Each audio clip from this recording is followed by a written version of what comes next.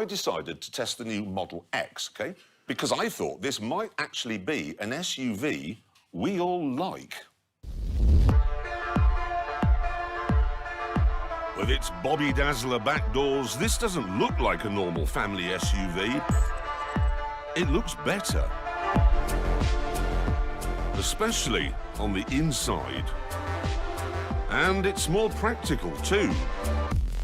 Because you have seating for 7, a boot at the back that's big enough for an owl sanctuary, and then another boot at the front, because of course it's electric, so there's no engine.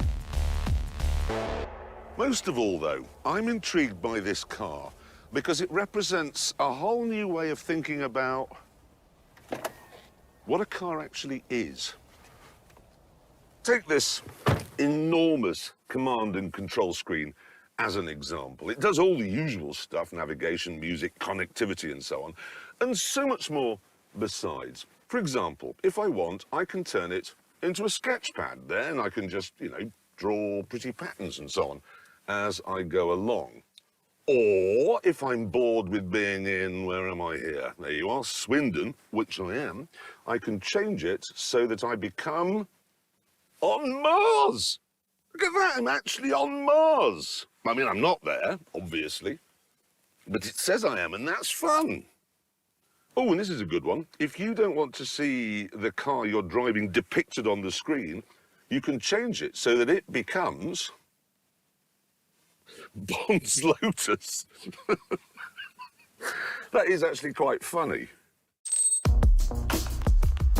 Of course, you may think all of this might be a bit of a distraction when you're driving. Oh, well, now, you see, that's the thing, because if I pull this lever here twice, I get a bong to tell me I've engaged the autopilot, which means I'm not driving. It is. Seriously, it's doing it all by itself. Legally, cars aren't really allowed to drive around by themselves, but this is getting awfully close because it's reading the white lines in the road and then simply sticking between them. And if I want to change lanes, I don't have to bother with any of that mirror signal maneuver nonsense. You just put the indicator on, and if it's safe to pull out, it does. Put the indicator on to pull back into the central lane, and that's just astonishing. All of this means that I can drive along writing important messages on my sketch pad.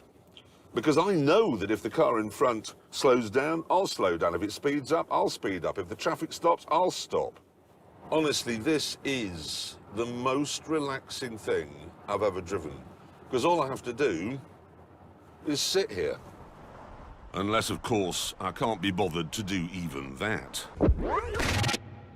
Okay, the car is over there, and I literally can't be asked to walk to it. So, take out my phone, put it in summon mode, connecting to vehicle, and here we go.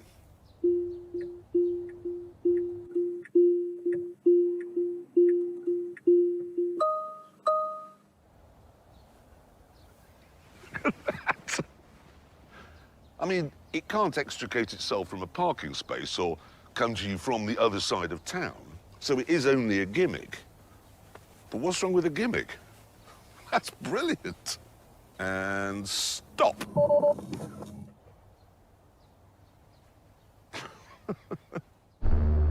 But what's it like if you do actually drive it?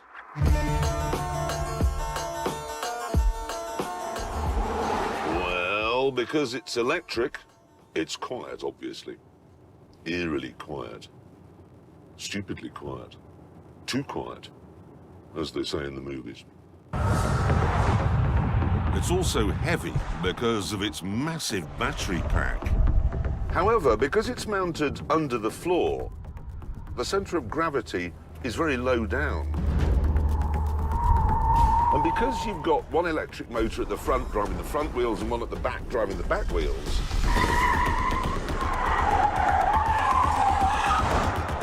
the car feels nimble and agile. Feels good. So, you're thinking it's a fun-filled family car with show-off doors and lots of stuff to excite your inner child. But that there's nothing here for the enthusiastic motorist. Not so fast on that one, because what I'm going to do now is drag race this family SUV against a mid-engined V10 powered 600 horsepower Audi R8. Right, before I do this, I'm going to engage what's called ludicrous mode. There we are. Hold on, I've got a choice. Really want to do this. No, I want my mommy. Yes, bring it on. There we are. And then, because I have the mental age of a 9-year-old, I'm going to use the warp speed graphic. And there it is. Right, good. I'm ready.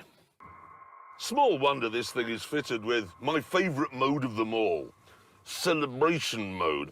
There we are. All I have to do now is put it in park, get out and lock the doors. What's this?